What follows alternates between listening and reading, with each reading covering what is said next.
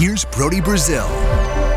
What I do believe that Mayor Sheng did do well is to go get grants from the state and the federal level, right? And so these grants wouldn't come to the city if it weren't for this specific project. And so I do believe that does leverage and gives the city leverage in regards to how we fund the infrastructure outside of Howard Terminal. So the way it's set up, and what I understand is that right now, some of these grants have been secured, like in the hundreds of millions of dollars so far.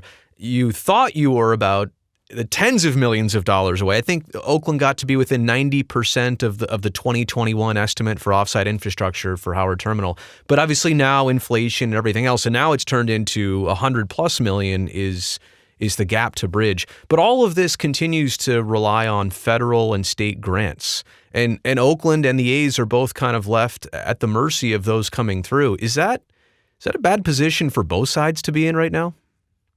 You know, I believe that if the money is already secured from the state and federal funds, I think that we can move forward in the sense that, we would have to figure out how the gap is filled. But again, I do not feel comfortable moving forward with anything that doesn't have those strong backstops. It's just not fair for Oakland residents. We have seen what that has cost Oakland residents with the Raiders. Sure. And so we have to have those mechanisms. I mean, I'm a yes if, right? And so I do have these different criterias that I'm looking for in regards to the deal. Otherwise, it's not going to, otherwise I wouldn't even be able to vote for it.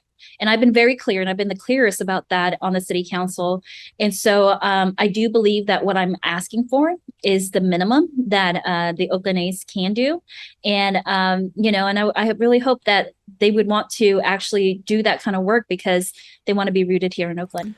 I call it the ghost of the Raiders effect. And I'm not putting words in your mouth. And I also know some of your fellow city council members have mentioned the Raiders and even the Warriors on several occasions as deals that went the wrong way for the city of Oakland. I mean, is it safe, though, in your perspective, to say that what the Raiders did and how that went, I mean, that still has lingering issues. And I mean, we're talking decades removed from 95 when they moved here, but obviously even since they left, there's still a residual effect that the football team left with the city.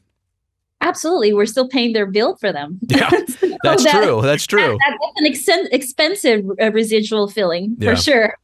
Yeah. Yes. But I mean, does that lie in the back of people's minds that has an effect on what you're doing with the Oakland A's? And is that, I won't say is that fair, but do you have to shake that sometimes to understand that this is a different project? These are different people. Yes, it deals with sports, but this is a totally different development.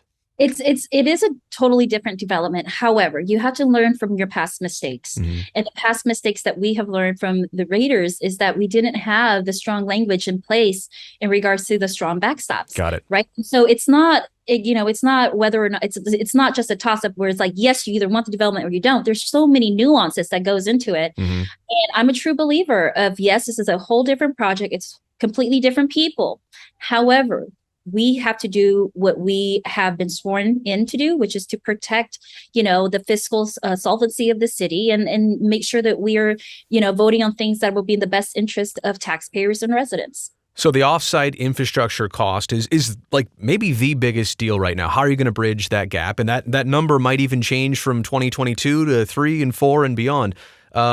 Obviously, you're not going to put the general fund at risk, and you're wanting to get some of these grants to fill that gap. But if those two things, like it's obviously not coming from the public, and if they don't come through to the full scale with grants, are there any other creative ways to come up with this money, this certain amount of money that could generate a whole lot more revenue for the city in decades to come?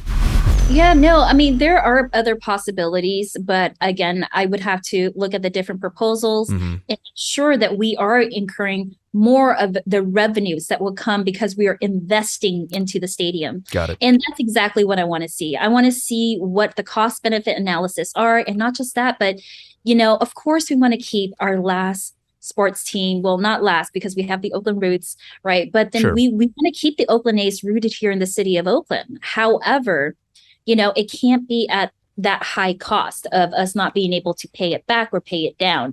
And so if there, there are other ways that I have in regards to, or other ideas that I have in regards to how we fill in that gap. Okay. But it's a very sensitive topic. Yeah. And so, we have to be cognizant when we talk about how we actually bring those funds in to fill in the gap. If we were to get state and federal funding that have secured, if we were to get the Oakland A's and secure that funding, I believe that there is a pathway to fill in the gap if we continue to work together. So you've got some good ideas. You just do not want to share them right now with me because that's giving away the secrets. Yeah, right. Okay. And then it's not good for negotiations. Totally understand. Totally understand.